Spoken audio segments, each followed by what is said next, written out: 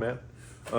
But today we're going to be talking about the rant, and this is going to be episode 6. Yep. Victimhood and social currency for victim. The policy cliffs. The policy cliffs. Yes. So, all right. So, yeah, we're gonna step into some tricky ground. Yeah. Okay. Victimhood culture and how our safety nets can sometimes trap people instead of lifting them up. Yeah. We look at the psychology behind the victim status, and it has social power, and why our welfare system can punish people who try to move forward. So, there's 2 diversion paths: one uphill, work, and one downhill, staying put. Yeah. You know. So, in order to grow, you have to work, you have to produce, you have to work hard. Yeah, and nobody wants to work hard. I want to be lazy. I want to sit at home and collect money and watch TV. Well, here's my question for you. Why do you think people today are quicker to claim victim status than in previous generations? Well, it's because they usually get something for it, and they get the I feel for you, I'm sorry, we need to do better, we need to help you out. And something that we're going to go over on another episode is some of the things that I'm going to talk about is how we got to the point that we're at with victimhood. Okay. And why a lot of people want to be the victims versus the individual that's looked at as the hard worker and prosperous. So there's something in psychology that's called the virtuous victim. Mm-hmm. Okay. And this is somebody that frames themselves as harmed or oppressed, but people often assume that they're honest, more deserving, more trustworthy. And in today's culture, victimhood can even elevate social status.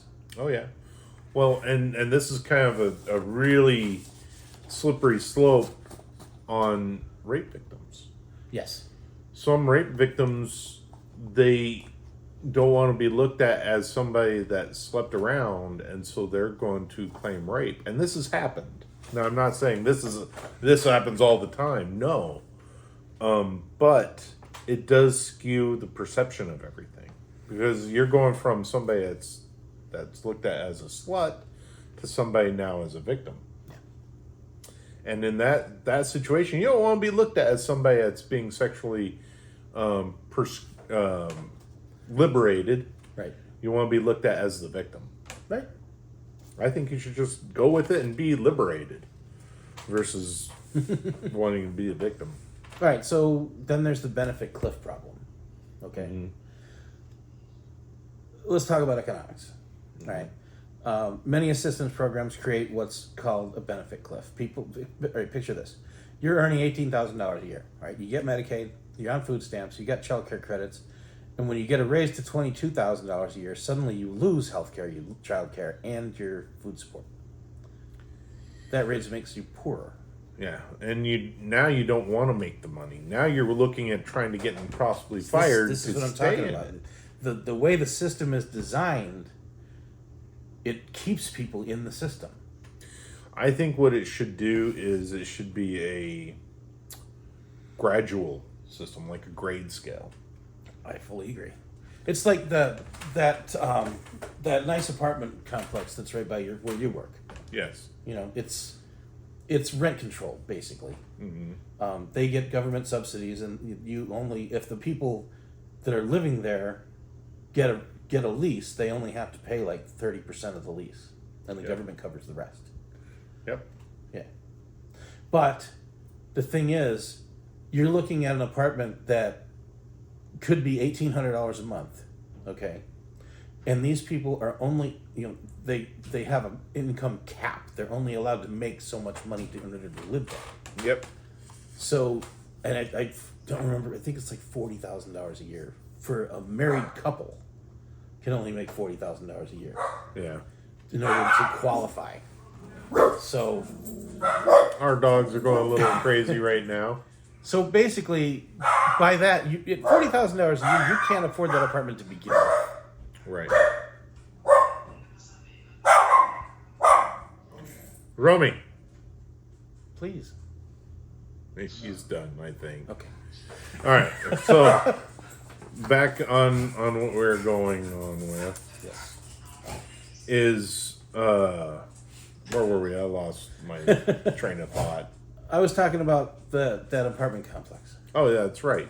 Yeah. And so with something that's rent controlled and you can't make a certain income, I think what they should do is if you raise your income level, I think you should be allowed to adjust your rent. Yeah. I mean, would you take that raise if it meant that you lose money? Or you lose the opportunity to stay there. Yeah. No. No, you'd find a way to not take that raise and Yeah. keep working for less money. So the problem with generosity and benefits is it the generosity of the benefits that's the problem, or is it the cutoff? Well, and that goes back to victimhood and Right. If it's a voluntarily gradual, working hard. If they restructure it to say, okay, you make this much money, you get this percentage of benefits. You make this much money, you get this percentage of benefits. You make this much money, you get this percent. So as you improve your station, you still get benefits. You just don't get as much. Right, and wean you off of it to Right. the point where now it's harder for me to go backwards than it is for me to grow. So currently, the system has a benefit cliff. Yeah, You hit that point, you lose everything.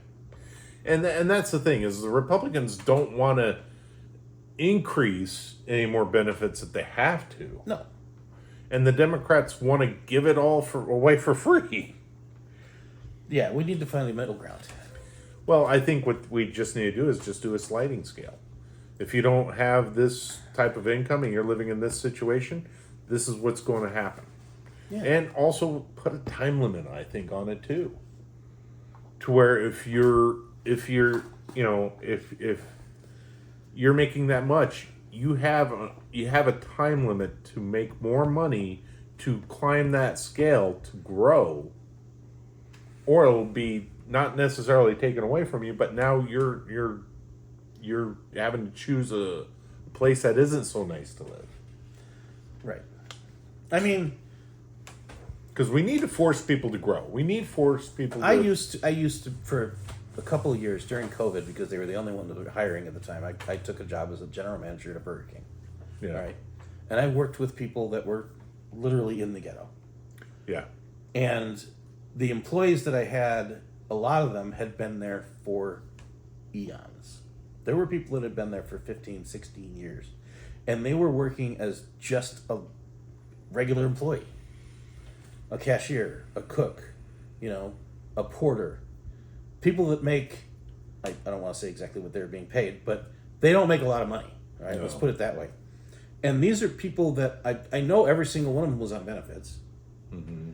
And they're not ever going to make enough to get off of the system working at Burger King. Well, you're right. But at the same time, where are they to get these opportunities? That's what I'm saying. Where's their skill set that's going to get them a better job? Well, and that goes back to a lot of people saying, oh, go to college and get a degree. Well, that's so unstable right now with artificial intelligence and everything else that's coming online that's taking a lot of those middle management I'm sorry, jobs but away. if you're let's all right, example. You're a 30-year-old woman, you got 6 kids. When are you going to college? You're not going to college. Yeah. You're focusing on just trying to keep the kids alive. You're at trying to that stay point. alive, you're trying to keep the kids alive. Yeah. And you're on government assistance. In that situation, I agree, but See? yeah. It's not always the same perception. No, it isn't. But at the same time, those children are going to, they see their mother living that way, they're going to live that exact same way. Do they have to? I mean, now we're getting into nature versus nurture. Right. And that's the thing, is like, that's where our school systems are failing our kids. They don't teach them how to survive. No.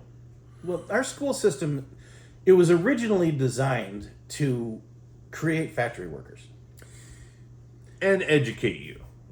Because they wanted the brightest and best future for the kids, because that's the future of our country. Yeah, but sitting at a desk all day, doing assignments, you get released by a bell. It's a factory. It's a factory. But we don't have any factories in our country. Not anymore. Not anymore. So where are we going? What assembly line of a Are you food gonna- item? And But are you Burger going King? to? How do you completely redesign the education system? That's where our government. That's where our parents need to step in. Oh, I've been saying that for years. Yeah, or the parents of these kids need to step in, and figure that out. Because I know those mothers with the 6 kids that's completely reliant on the government. They need to figure out how to get their kids off that system. Right. And I think first thing we need to do, which Trump's working on, is trying to bring manufacturing back to our country to give them the opportunities. Yeah. So this is where culture and policy meet. If victimhood status gives you sympathy and moving up economically punishes you, the incentives are warped. Yeah. So people aren't always choosing laziness. Sometimes they're just making a rational choice. Right. And that's what it comes down to, survival. Can I survive? I can't. I gotta keep doing what I'm doing. If I make $22,000 a year this year, I lose everything. Yep. So I will bring it back and only make $18,000. Do I want that overtime? No. No. Not in that case. Not in that case. So we're going to have to break this long format system up because we're getting quite a disturbance here. Yeah, we'll take a break. We'll take a break. But in our next episode, we're moving into the money, the taxes, the small businesses, and who really carries the burden. That's it. Yep. Like, comment, subscribe. Share.